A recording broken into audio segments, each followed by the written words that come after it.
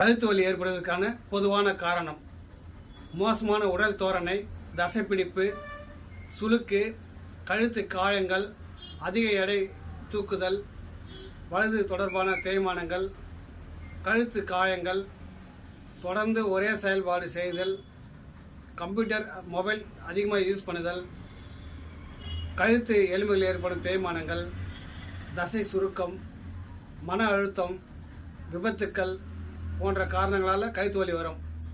நான் டாக்டர் ஜெயபால், உங்கள் ஃபிசியோதெரபிஸ்ட்.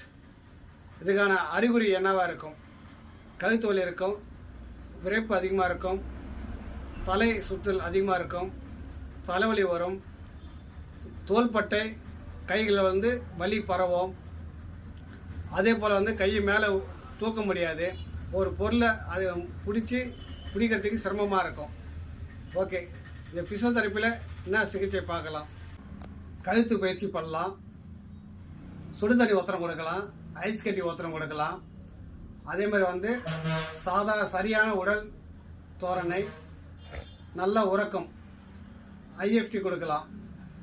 இந்த மாதிரி சிகிச்சை பண்ணால் வலி குறையும். இந்த சேனல் உங்களுக்கு பிடிச்சிருந்தா ஷேர் பண்ணுங்கள், லைக் பண்ணுங்கள்.